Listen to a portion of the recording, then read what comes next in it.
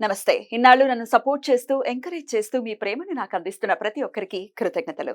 అలాగే ఈ వీడియో కూడా ఖచ్చితంగా మీకు ఉపయోగపడుతుంది. లైక్, షేర్ అండ్ సబ్స్క్రైబ్ చేసి మీ సపోర్ట్‌ని నాకు అందించండి. అలాగే ఈ వీడియో పట్ల మీకున్న అభిప్రాయాన్ని కామెంట్ సెక్షన్‌లో కామెంట్ చేసి తెలియజేయండి. ఇప్పుడు వీడియోని చూద్దాం.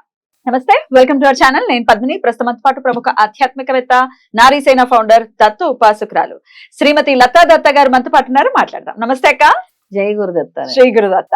అక్క, నవరాత్రుల్లోనే ఉన్నాం, వసంత నవరాత్రుల్లోనే ఉన్నాం మనము. ఈ మంగళవారం 16వ తారీఖు అష్టమి రాబోతోంది. చైత్ర శుక్లపక్ష అష్టమి, అశోక అష్టమిగా జరుపుకునేటటువంటి అష్టమి అని నేను చదవటం జరిగింది. మంగళవారం అష్టమి వస్తోంది అని అంటే నిజంగా చాలా చాలా మహిమాన్వితమైన రోజుగా ఖచ్చితంగా చెప్పుకోవచ్చు. అందున నవరాత్రుల్లో రావటం అనేది డెఫినెట్ గా మనం ఖచ్చితంగా వినియోగించుకోవాలి. మరి ఎట్లాంటి బాధల్ని అధిగమించడం కోసం ఈ అష్టమిని వినియోగించుకోవచ్చు ఒక్కసారి మీ ద్వారా? పేర్లోనే అశోకాష్టమి అని ఉంది కదా పద్మిని. అశోకాష్టమి అని అంటే చాలా కనెక్షన్ సీతారామచంద్రుడికి, సీతమ్మ వారికి కూడా. సీతమ్మ వారు ఎక్కడ ఉన్నారు? అశోకవనంలో ఉన్నారు, ఉన్నారు.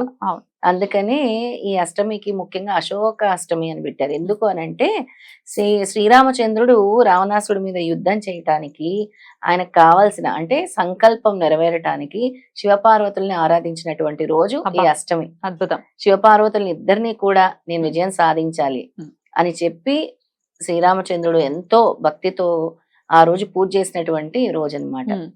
అందుకే ఆ రోజు ఎవరైతే భవాని ముఖ్యంగా అమ్మవారిని ఆరాధిస్తారో, దుర్గాదేవిని, పార్వతీ స్వరూపం ఇక దుర్గాదేవి, అలాగే శివపార్వతుల్ని ఎవరైతే ఆరాధిస్తారో వాళ్ళకు ఉండే శోకాలన్నీ కూడా తొలగిపోతాయి. శోకాలు, ఈతి బాధలు, ఎప్పుడు దుఃఖంతో ఎవరైతే ఉంటారో, దుఃఖము, ఏదైనా విజయం సాధించాలన్నా కూడా ఆ రోజు పూజిస్తే ముఖ్యంగా చాలా విశేషమైన ఫలితాలని స్వామి అందిస్తారు. ఇక అష్టమి అని అంటే దత్తాత్రేయ స్వామి వారికి చాలా ఇష్టమైంది అష్టమి. ప్రతి అష్టమి కూడా అనగాష్టమి లాగే అనగా స్వామిని, అనగా లక్ష్మిని కూడా మనం పూజించుకోవాలి.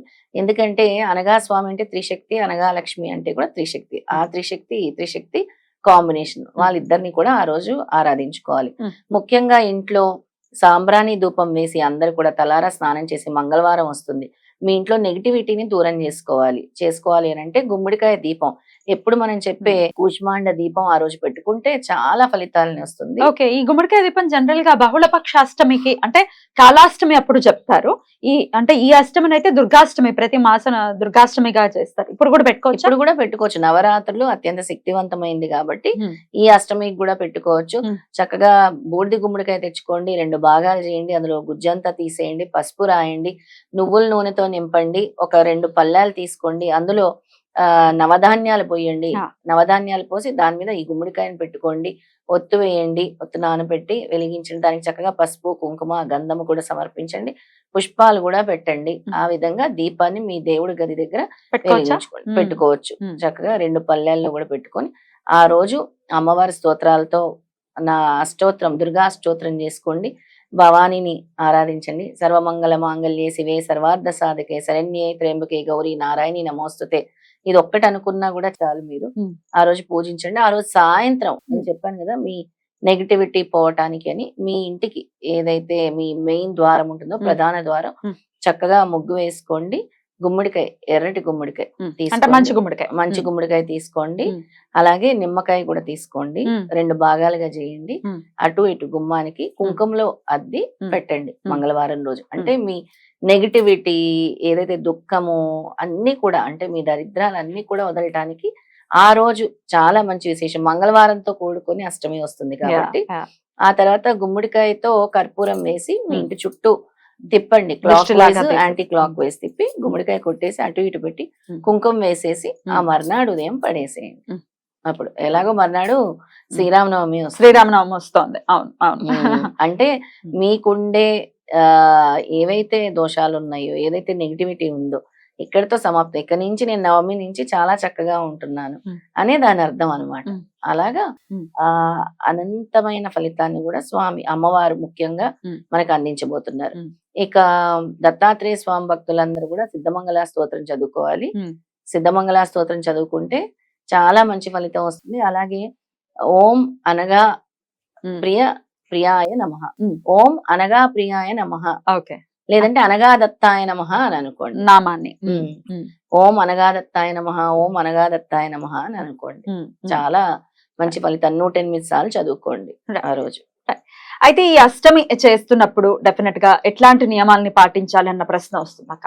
ఉపవాసాలు ఏమైనా ఉండాలా, లేకపోతే మరి నాన్ వెజిటేరియన్స్ ఉంటారు చాలా మంది, మరి పూజ చేసేసుకుని మధ్యాహ్నం తినచ్చా అని అడుగుతుంది. తినకుండా ఉండాలి, ఆ రోజు తినకుండా ఉండాలి. సాత్విక ఆహారం తీసుకోండి, ఏదైనా కూడా చాలా మితంగా ఆహారం తీసుకోండి. నవరాత్రులు కదా, మితంగా తీసుకుంటే మంచిది. నవరాత్రులు చేయకపోయినప్పటికీ నాన్ వెజ్ తినకుండా ఉండాలి అని అంటున్నారా? అంటే వాళ్ళ ఇష్టం, ఇంకా అది వాళ్ళు నాన్ వెజ్ తినే వాళ్ళు తింటారు. ఏదైతే నేను చెప్పే దీపం పెట్టుకుంటున్నారో వాళ్ళు తినకుండా ఉండాలని చెప్తున్నాను. ఎవరైతే ఈ దీపాన్ని కూష్మాండ దీపాన్ని పెట్టుకుంటారో వాళ్ళు ఆ రోజు నాన్ వెజ్ తినకుండా ఉండాలని చెప్తున్నాను. ఎవరైతే ఈ గుమ్మడికాయ ప్రక్రియ సాయంత్రం చేస్తారో, నిమ్మకాయ కూడా కట్ చేసి పెడతారో వాళ్ళు నాన్ వెజ్ తినకుండా ఉండాలి ఆ రోజు అని చెప్తున్నాను. ఇంకా దత్తాత్రేయుడిని ఏ విధంగా, అనగా స్వామిని, అనగా లక్ష్మిని కూడా ఆ రోజు అష్టోత్తరంతో అర్చన రూపంలో చేసుకోవచ్చు. చక్కగా 2 కలశాలు పెట్టుకోండి. 2 కలశాలు పెట్టుకుని అనగా స్వామిగా, అనగా లక్ష్మిగా అనుకోండి. త్రిశక్తిని పూజించినట్టు అష్టోత్తరం చదువుకోండి కలశాలు పెట్టి. ఆ తర్వాత రామనవమి రోజు కూడా ఉంచండి ఆ కలశాలు. ఆ తర్వాత రోజు తీసేయండి. 3వ రోజు తీసేసి చక్కగా జాకెట్ ముక్కని మీ బీరువాలో పెట్టుకోండి. దాంతోని నైవేద్యం చేయండి.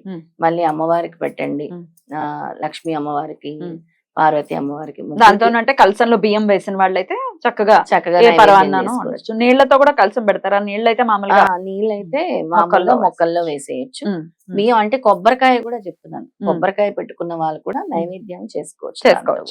దాన్ని మళ్ళీ నైవేద్యం చేసుకోవచ్చు, తప్పేమి. కొబ్బరి నోస్ చేసుకోవచ్చు, ఏదైనా చేసుకోవచ్చు, మంచిది. లేదు కొంతమంది మేము దాన్ని గుమ్మానికి కట్టుకుంటాం అని, అలా కూడా కట్టుకోవచ్చా? అలా ఎక్కువ నైవేద్యం చేసుకుంటేనే మంచిది. దాన్ని మనం స్వీకరించాలి, స్వీకరిస్తేనే మంచిది. రైట్. అయితే అనఘాష్టమి కూడా విశేషంగా ఇప్పుడు అప్పుడు అని కాకుండా ఇది చైత్రమాసం కాబట్టి అనఘాష్టమి వ్రతం కూడా చాలా మహిమాన్వితమైంది. ఇంక అందులో అసలు ఇంకొక డౌటే లేదు. అవును. ఈ రోజున చేసుకోవచ్చా, ఇలా అష్టమి రోజు? తప్పకుండా చేసుకోవచ్చు. అనఘాష్టమి వ్రతం చేసుకుంటే అద్భుతమైన ఫలితాలు వస్తాయి. ఎందుకు అంటే మన సనాతనం ముందుగా చెప్పిన వ్రతం ఏదైనా ఉంది అంటే అనగా స్వామి, అనగా లక్ష్మి వ్రతమే అని చెప్పొచ్చు. అలాంటి వ్రతము చాలా, అంటే మీకు ఉండేటువంటి బాధలన్నీ కూడా తొలగుతాయి. అష్టమి అంటే ముఖ్యంగా లక్ష్మీ అమ్మవారిని పూజిస్తాం మనం. అష్టమి రోజు అమ్మవారిని, ఏ అమ్మవారినైనా మనం పూజిస్తాము. ఆ రోజు అనగాష్టమి వ్రతం చేసుకోవడానికి సరైన రోజు అని చెప్పొచ్చు. తప్పకుండా, తప్పకుండా. చాలా అద్భుతంగా వివరించారక్క. అష్టమి వస్తోంది అంటేనే డెఫినెట్ గా చంద్రుడు కూడా అసలు చాలా సమంగా ఉండటం, 2 అష్టములకి ఒకేలాగా ఉంటాడు అని వింటూ ఉంటాం సర్వసాధారణంగా. సో అష్టమి తిథి, అష్టమి చంద్ర విభ్రాజ అని లలితమ్మకి పేరు కూడా ఉంది కాబట్టి ఖచ్చితంగా రోజున వినియోగించుకోవాలి 2 అష్టముల్ని కూడా. 2 ఏకాదశుల్ని ఎలా వినియోగించుకుంటామో 2 అష్టముల్ని కూడా వినియోగించుకోవాలి. సాయంత్రం పూట కూడా లలితా శాస్త్రం చదువుకుంటే మంచిది. ముఖ్యంగా విజయం కావాలంటే కూడా పూజించాలి. ఎందుకంటే సాక్షాత్ శ్రీరామచంద్రుడే శివపార్వతుల్ని ఆరాధించిన రోజు. ఆయన విజయం కోసం ఒకసారి శివపార్వతుల్ని పూజించారు. మరి మనం కూడా ఆయన బాటలోనే నడవాలి ఖచ్చితంగా. కడిచి ఆ రోజు పూజిస్తే, శివపార్వతుల్ని ధ్యానించిన, శివపార్వతుల స్తోత్రం చదివినా కూడా విజయం వస్తుంది. దత్తాత్రేయుడిని స్మరించినా కూడా విజయం చేకూరుతుంది. తప్పకుండా. అయితే పూజ చేసేస్తేనే కాదు, రాముడు ఎలా ధర్మాన్ని ఆచరించారో అలా మనం కూడా ధర్మాచరణలో ఉంటే ఖచ్చితంగా విజయం వస్తుంది.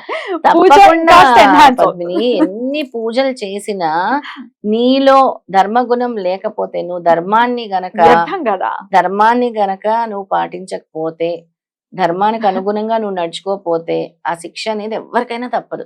ఎవరిని విడిచిపెట్టదు అది.